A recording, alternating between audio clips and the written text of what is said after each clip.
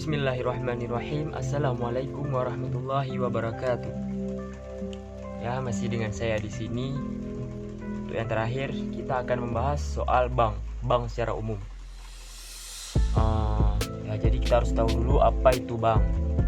Menurut Wikipedia, bank itu adalah sebuah lembaga intermediasi keuangan. Umumnya didirikan dengan kewenangan untuk menerima simpanan uang, meminjamkan uang, menerbitkan promes atau yang dikenal sebagai bankrote.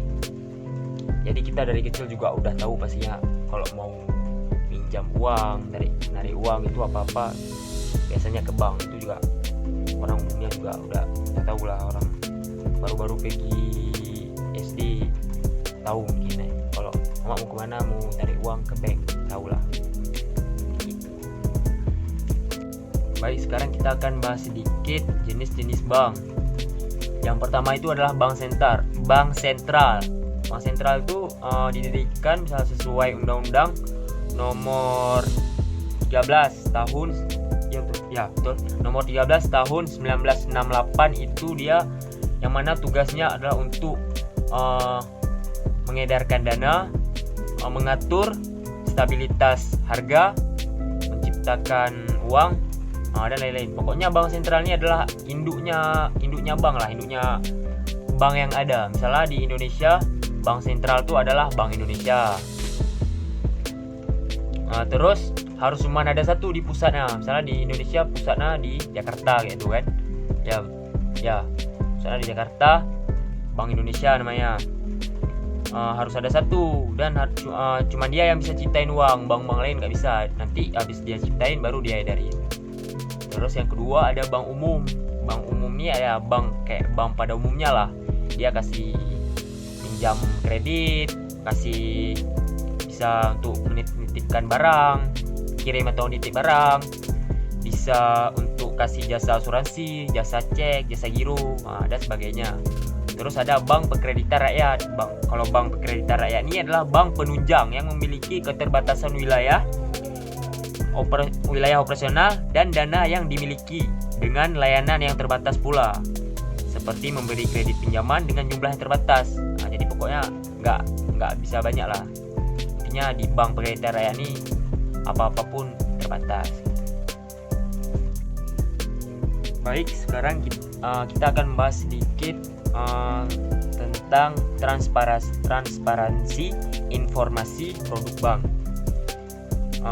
Yang mana pasal-pasal peraturan Bank Indonesia nomor 7/6/PBI/2005 tentang transparansi informasi produk bank dan penggunaan data pribadi nasabah.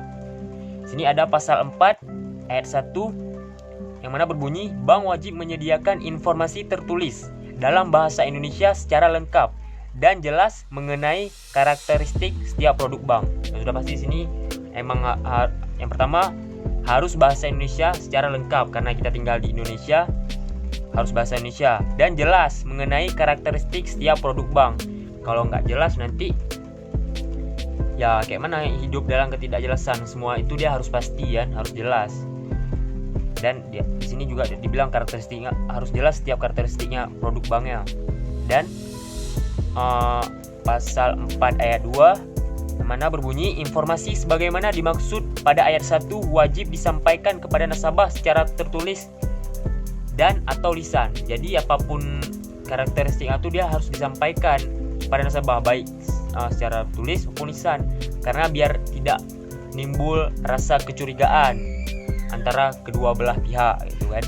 Terus pasal 4 ayat 3 mana berbunyi, dalam memberikan informasi sebagaimana dimaksud pada ayat 1 dan 2, bank dilarang memberikan informasi yang menyesatkan dan atau tidak etis. Jadi bank itu dia nggak boleh bohong-bohong, bilang yang enggak tuh nggak boleh. Tingkat misalnya ada orang main-main datang ke bank aja, ini aku pencuri, ini aku bawa bom nih, gini-gini kan, ditangkap. Jadi kita di bank tuh nggak bisa macam-macam, nggak bisa buat yang aneh-aneh lah. Terus pasal 6 ayat 1, bank wajib memberitahukan kepada nasabah setiap perubahan, penambahan, dan atau kekurangan pada karakteristik produk bank sebagaimana dimaksud dalam pasal 5. Terus Pasal 6 ayat 2, pemberitahuan sebagaimana dimaksud pada ayat 1 wajib disampaikan kepada setiap nasabah. Pada setiap nasabah yang sedang memanfaatkan produk bank paling lambat 7 hari kerja sebelum berlakunya perubahan, penambahan dan atau pengurangan pada karakteristik produk bank tersebut. Jadi ini banyak ya pasalnya. Misalnya teman-teman mau lihat, teman-teman bisa ketik aja nanti di Google Chrome atau dimanapun platform lainnya untuk internet, kalian bisa cari transparansi informasi produk bank. Jadi saya cuman jelasin sekilasnya aja, pada umumnya aja.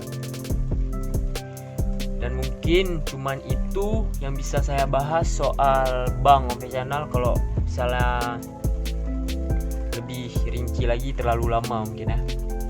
Jadi ini pun video terakhir saya untuk tugas perbankan syariah.